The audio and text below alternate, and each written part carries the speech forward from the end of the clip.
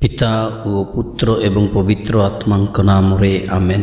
प्रभुंकर शांति आपण मानकठरे सर्वदा रहो। प्रिय बंधुगण, आज आम्भे माने साधु जोहन बाप्तिस्ट दे ला सालेंक जीवन विषय शिक्षा करिबा। से जने धर्म उपदेशक थिले। 1651 मसीहा एप्रिल मास 30 तारिख दिन फ्रांस देशर रेहिम्स ठारे एक उच्च वंशीय कुलीन परिवार रे जोहन बाप्तिस्ट दे ला साले जन्मग्रहण करथिले। ସେହି ପରିବାରର 10 ଜଣ ସନ୍ତାନମାନଙ୍କ ମଧ୍ୟରୁ ବୈଜ୍ୟେଷ୍ଠ ସନ୍ତାନ ସେ ଥିଲେ। ତାଙ୍କ ପିତା ରେହିମ୍ସ ଏନ୍ଇ ଫ୍ରାନ୍ସର କାଉନସିଲର ବା ପରିଷଦ ସଭ୍ୟ ଥିଲେ। ଯୋହନ ଆଧୁନିକ ଶିକ୍ଷା ବିଜ୍ଞାନର ପିତା ଅଟନ୍ତି। ତାଙ୍କୁ 16 ବର୍ଷ ବୟସରେ ସେଠାକାର କ୍ୟାଥେଡ୍ରାଲ ବା ମୁଖ୍ୟ ଦେବାଳୟର ଏକ କାନନ ବା ପୁରୋହିତ ସଭ୍ୟ କରାଯାଇଥିଲା ଏବଂ 27 ବର୍ଷ ବୟସରେ 1678 ସାଲରେ ପୌରୋହିତ ଭାବରେ ଅଭିଷେକ କରାଯାଇଥିଲା। ସାଧୁତା, ଆତ୍ମବିଶ୍ୱାସ ଓ ନମ୍ରତାର ଏକ ନମୁନା ସେ ଥିଲେ।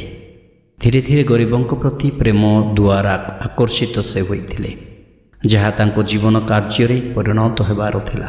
ସେହି ସମୟରେ ଜାନସେନିଜିମ୍ ଫ୍ରାନ୍ସକୁ ଏକ ଦୃଢ଼ ଭାବରେ ପ୍ରଭାବିତ କରି ଆସୁଥିଲା ଏବଂ କ୍ରମାଗତ ବିଦେଶୀ ତଥା ଅଭ୍ୟନ୍ତରୀଣ ଯୁଦ୍ଧ ସାଧାରଣ ଲୋକଙ୍କ ପାଇଁ ଦୁର୍ଭିକ୍ଷ, ବିନାଶ ଏବଂ ଅକୁହା ଯନ୍ତ୍ରଣା ଆଣିଥିଲା। ବିଦ୍ୟାଳୟଗୁଡ଼ିକ ଅବହେଳିତ ହେବା ଦ୍ୱାରା ଅଜ୍ଞତା ଏବଂ ଦୁଷ୍କର୍ମ ସବୁଆଡ଼େ ବଢ଼ିଯାଇଥିଲା। ଏହିଭଳି ହତାଶିଆ ପରିସ୍ଥିତିର ସମ୍ମୁଖୀନ ହୋଇ ଯୋହନ ଦେ ଲା ସାଲେ ରେଇମସରେ ଗରିବଙ୍କ ପାଇଁ 2ଟି ମାଗଣା ବିଦ୍ୟାଳୟ ଯୋଗାଡ଼ କରି ସାହାଯ୍ୟ କରିବାକୁ କୁହାଯାଇଥିବାରୁ ଆନନ୍ଦିତ ହୋଇଥିଲେ। ସେ ଶିକ୍ଷକ ଏବଂ ସେମାନଙ୍କ ପଦ୍ଧତି ପ୍ରତି ତାଙ୍କର ବ୍ୟକ୍ତିଗତ ଆଗ୍ରହ ସର୍ବଦା ଦେଖାଉଥିଲେ। ସେମାନଙ୍କୁ ଉତ୍ସାହିତ କରିଥିଲେ, ଗୃହରେ ରଖିଥିଲେ ଏବଂ ନିଜ ଛାତ ତଳେ ଖାଇବାକୁ ଦେଇଥିଲେ ଏବଂ ଏହିଭଳି ଅତ୍ୟଧିକ ଖର୍ଚ୍ଚରୁ ସେମାନଙ୍କୁ ବଞ୍ଚିତ କରିଥିଲେ, ଯାହା ହୁଏତ ସେମାନଙ୍କ ଅଳ୍ପ ରୋଜଗାରରୁ ଖର୍ଚ୍ଚ ହୋଇଥାନ୍ତା। Institute of brothers of Christian school ବା ଖ୍ରୀଷ୍ଟିଆନ ବିଦ୍ୟାଳୟର ସେବାରତାମାନଙ୍କ ଅନୁଷ୍ଠାନର ବିଧିଶୂନ୍ୟ ବା ପ୍ରାୟତଃ ଚେତନା ଶୂନ୍ୟ ପ୍ରାରମ୍ଭ, ଯାହା ପ୍ରାୟ 1680 ମସିହାରେ ସରଳତା, ତ୍ୟାଗ ଏବଂ ଐଶ୍ୱର୍ଯ୍ୟ ସହାୟତା ଉପରେ ସମ୍ପୂର୍ଣ୍ଣ ନିର୍ଭରଶୀଳ ହୋଇ ପ୍ରତିଷ୍ଠିତ କରାଯାଇଥିଲା। ଏହା ସର୍ବଶେଷରେ ଏକ ସମୃଦ୍ଧ ତଥା ବିଶ୍ୱବ୍ୟାପୀ ଧାର୍ମିକ ଧର୍ମସଂଘ ହୋଇପାରିଲା, ଯାହା ଆଜି ମଧ୍ୟ ସର୍ବଜଣାଶୁଣା ହୋଇପାରିଛି। ଆଧୁନିକ ଯୁଗର ଆବଶ୍ୟକତାକୁ ଦୃଷ୍ଟିରେ ରଖି ସର୍ବସାଧାରଣ ପ୍ରାଥମିକ ବିଦ୍ୟାଳୟ ବ୍ୟବସ୍ଥା ଏବଂ ମାଧ୍ୟମିକ ଶିକ୍ଷାକୁ ନୂତନ ତଥା କ୍ରାନ୍ତିକାରୀ ଧାଡ଼ିରେ ସଂଗଠିତ କରିଥିବାରୁ ସାଧୁ ଯୋହନ ବାପ୍ତିଷ୍ଟ ଦେ ଲା ସାଲେ ବିଶ୍ୱର ସର୍ବଶ୍ରେଷ୍ଠ ଚିନ୍ତକ ତଥା ଶିକ୍ଷାଗତ ସଂସ୍କାରକମାନଙ୍କ ମଧ୍ୟରେ ସ୍ଥାନ ପାଇଛନ୍ତି।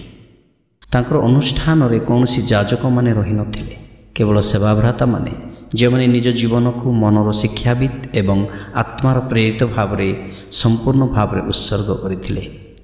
ସର୍ବୋପରି ସେ ଲାଟିନ୍ ବିଦ୍ୟାଳୟ ପାଠ୍ୟପୁସ୍ତକ ପରିବର୍ତ୍ତେ ଦେଶୀୟ ଭାଷାର ବ୍ୟବହାର କରିବାକୁ ବାଧ୍ୟ କରିଥିଲେ, ଯାହାଫଳରେ ଛାତ୍ରଛାତ୍ରୀଙ୍କ ପଢ଼ିବା ଦକ୍ଷତା ମାଧ୍ୟମରେ ଘରେ ପିତାମାତା ମଧ୍ୟ ଖ୍ରୀଷ୍ଟିଆନ ବିଶ୍ୱାସର ଶିକ୍ଷା ଏବଂ ନୈତିକ ଶିକ୍ଷା ଉପରେ ଶିକ୍ଷା ଗ୍ରହଣ କରିପାରନ୍ତି।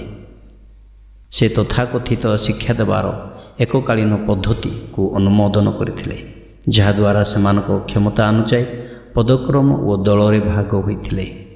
ଧନୀମାନଙ୍କ ପିଲାଙ୍କ ପାଇଁ ଯେଉଁମାନେ ବ୍ରତ ଧାରଣ କରିବେ, ସେମାନଙ୍କ ନିମନ୍ତେ ସାଧୁ ଯୋହନ ପ୍ରଥମ ବୋର୍ଡ଼ିଂ ମହାବିଦ୍ୟାଳୟ ଉଦ୍ଘାଟନ କଲେ। ଏହିପରି ଆଦି ରୂପେ ସମସ୍ତ ମାଧ୍ୟମିକ ବିଦ୍ୟାଳୟଗୁଡ଼ିକ ପାଇଁ ତଦ୍ରୂପ ହିଁ କରିଥିଲେ। ଏଥିସହ ସେ ପ୍ରଥମ ଖ୍ରୀଷ୍ଟିଆନ ରବିବାର ଶିକ୍ଷା ଅନୁଷ୍ଠାନ କର୍ମଯୋଗୀ ଯୁବାମାନଙ୍କ ପାଇଁ ପ୍ରତିଷ୍ଠା କରିଥିଲେ, ଯେଉଁଠାରେ ସର୍ବସାଧାରଣ ବା ପ୍ରାୟିକ ଶିକ୍ଷା ଶାଖା ବ୍ୟତୀତ ଜ୍ୟାମିତି, ଚିତ୍ର ଓ ସ୍ଥପିତ ବିଦ୍ୟା ଶିକ୍ଷା ଦିଆଯାଉଥିଲା। ସାଧୁ ଯୋହନ ମଧ୍ୟ ତାଙ୍କର ନୂତନ ପଦ୍ଧତିରେ ଯୁବ ଶିକ୍ଷକମାନଙ୍କୁ ତାଲିମ ଦେବା ପାଇଁ ସର୍ବସାଧାରଣ ବିଦ୍ୟାଳୟମାନ ପ୍ରତିଷ୍ଠା କରିଥିଲେ। ତାଙ୍କର ଲେଖାଗୁଡ଼ିକ ଶାସ୍ତ୍ରୀ ଶିକ୍ଷାଦାନର ମୌଳିକତା ଉପରେ, ଖ୍ରୀଷ୍ଟିଆନ ଆଚରଣ ଓ ରୀତିନୀତି ଉପରେ, ଖ୍ରୀଷ୍ଟିଆନ ତତ୍ତ୍ୱ ପାଠକ ଓ ଶିକ୍ଷା ସଂକ୍ଷେପ ଉପରେ, ଧାର୍ମିକ ଜୀବନ ଗ୍ରନ୍ଥ ଉପରେ, ମାନସିକ ପ୍ରାର୍ଥନା ଓ ଅନେକ ଧ୍ୟାନର ପ୍ରଣାଳୀ ଉପରେ ଆଧାରିତ ପୁସ୍ତକମାନ, ଯାହା ସର୍ବଦା ସରଳ, ପ୍ରତ୍ୟକ୍ଷ ଏବଂ ଶକ୍ତିଶାଳୀ ଢଙ୍ଗରେ ଲେଖାଯାଇଥିଲା। 1719 ଏପ୍ରିଲ ମାସ 7 ତାରିଖ ଦିନ ଫ୍ରାନ୍ସ ଦେଶର ନର୍ମାଣ୍ଡି ଠାରେ ତାଙ୍କର 67 ବର୍ଷ ବୟସରେ ଦେହାନ୍ତ ହୋଇଥିଲେ। 1950 ସାଲରେ ତାହାଙ୍କୁ ଶିକ୍ଷକମାନଙ୍କର ଇଷ୍ଟ ସାଧୁ ବୋଲି ପୁଣ୍ୟ ପିତା ପିୟୁଷ ଦ୍ୱାଦଶ ଘୋଷଣା କରିଥିଲେ। ମନୋଚିନ୍ତନ। ସାଧୁ ଜନ୍ ବାପ୍ତିଷ୍ଟ ଦେ ଲା ସାଲେ କୁହନ୍ତି, ବିଜ୍ଞତା ସହିତ ଉତ୍ସାହ, ବଦାନ୍ୟତା ସହିତ ଆଲୋକ ଏବଂ ଭଦ୍ରତା ସହିତ ଦୃଢ଼ତା। ଧନ୍ୟବାଦ।